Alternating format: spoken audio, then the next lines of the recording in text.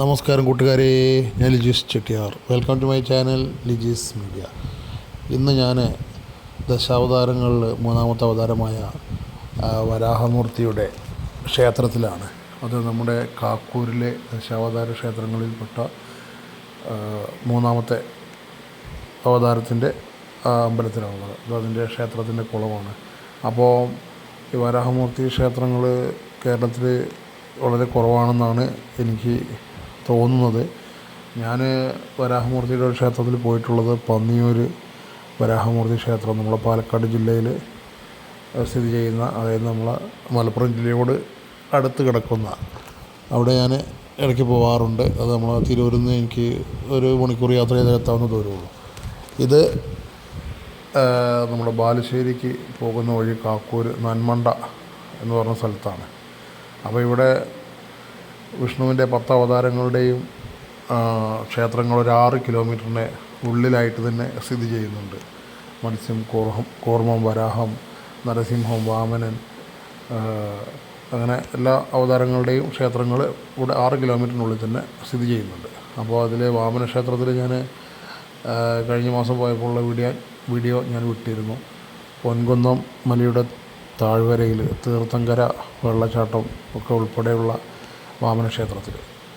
അപ്പം ഇതിൽ ഈ അമ്പലത്തിൻ്റെ പേര് വരുന്നത് പന്ന്യം പള്ളി വാര്യം മഠം വിഷ്ണു ക്ഷേത്രം എന്നാണ്. അപ്പോൾ ഞാൻ വൈകിട്ടാണ് അവിടെ എത്തിയത്. അപ്പോൾ അമ്പലം തുറക്കുന്നുണ്ടായിരുന്നുള്ളൂ. അങ്ങനെ ഞാൻ കയറി കണ്ടു. നല്ലൊരു ചെറിയൊരു ക്ഷേത്രമാണ്. അതിങ്ങനെ കുറേ കാലമായിട്ട് അങ്ങനെ കിടന്നിരുന്നത് ഇപ്പോൾ ഒന്ന് പുനരുദ്ധരിച്ച് കൊണ്ടുവരികയാണ്. അപ്പോൾ ഞാൻ അവിടെ ചെന്നപ്പോൾ എനിക്ക് ദശാവതാര ക്ഷേത്രത്തിൻ്റെ ഒരു ശംഖിൻ്റെ രൂപത്തിൽ നമ്മൾ വരച്ചു കഴിഞ്ഞാൽ ഈ അമ്പലങ്ങളൊക്കെ ഇതിൻ്റെ ഉള്ളിൽ ഒരു 6 കിലോമീറ്ററിനുള്ളിലാണ് ഇത് വരുന്നത് കേട്ടോ. പിന്നെ അതിനുള്ള സൗകര്യങ്ങളൊക്കെ അവിടെ ഈ എല്ലാ 10 അമ്പലങ്ങളിലും പോകാനുള്ള സൗകര്യങ്ങളൊക്കെ ഇവരവിടെ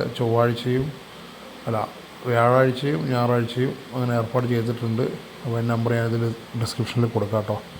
ഇതാണ് അമ്പലത്തിൻ്റെ ഉള്ളിലെ ദൃശ്യം. അപ്പോൾ ഇത് എത്ര വർഷം പഴക്കമുണ്ട് കാര്യങ്ങളൊന്നും എനിക്കറിയില്ല. ഏതായാലും നല്ലൊരു പ്രശാന്തസുന്ദരമായ ഒരു സ്ഥലത്തുള്ള ഒരു നല്ല പീസ്ഫുള്ളായിട്ടുള്ള ഒരു അമ്പലമാണ് കേട്ടോ. അപ്പോൾ ഏതായാലും ഈ വഴിക്കൊക്കെ വരികയാണെങ്കിൽ ദശാവതാര ക്ഷേത്രങ്ങളൊന്ന് സന്ദർശിക്കണം എന്നുള്ളത് എൻ്റെ ഒരു അഭിപ്രായമാണ്. കാരണം എന്ന് വെച്ചാൽ ദശാവതാര ക്ഷേത്രങ്ങൾ ഒരു 6 കിലോമീറ്ററിനുള്ളിൽ മുഴുവനായിട്ട് വരുന്നത് ഇവിടെയാണുള്ളത്. മറ്റത് എല്ലാം വേർപെട്ട് പല പല ഭാഗങ്ങളിൽ കിടക്കുന്ന ദശാവതാര ക്ഷേത്രങ്ങളാണ് ഞാൻ കണ്ടിട്ടുള്ളത്. പിന്നെ ഇവിടെ ഞാൻ ചെന്ന സമയത്ത് ഇവരെ ഓഡിറ്റോറിയത്തിൻ്റെ അകത്ത് PS വാര്യർ അദ്ദേഹത്തിൻ്റെ ഒരു ഫോട്ടോ കണ്ടു. അപ്പോൾ ഞാൻ അവിടെ അന്വേഷിച്ച സമയത്ത് അവർ പറഞ്ഞത് ഇത് അവർ ഈ കോട്ടക്കൽ അരുശാലയുടെ അവരുടെ ഒക്കെ അതിലുള്ള ഒരു ക്ഷേത്രമായിരുന്നു ഇത്. അപ്പോൾ അതാണ് ആ വാര്യം മഠം, അത് പന്ന്യംപള്ളിക്കാരാണ് ഇപ്പോൾ അതിൻ്റെ ഇതൊക്കെ നോക്കുന്നില്ല എന്ന് പറയുന്നുണ്ട്. പക്ഷേ നമ്മളെ അരുശാല, കോട്ടക്കൽ അരുശാലയിലെ PS വാര്യർ അതൊക്കെ ഇവിടെ ഉണ്ടായിരുന്നു. പിന്നെ ഇവിടെ നിന്നാണ് കോട്ടക്കൽ പോയി ചേക്കേറിയത് എന്നൊക്കെ പറയുന്നു. അപ്പോൾ അത് കണ്ടപ്പോൾ ഞാനവിടെ ചെറുതായിട്ട് അന്വേഷിച്ചു. അപ്പോൾ ഏതായാലും ഈ ക്ഷേത്രം ഈ വഴിക്കൊക്കെ പോകുമ്പോൾ ഒന്ന് കയറുക, കാണുക. അപ്പോൾ അത്രയൊക്കെ തന്നെ പറയാനുള്ളൂ. അപ്പോൾ ഏതായാലും നന്ദി, നമസ്കാരം.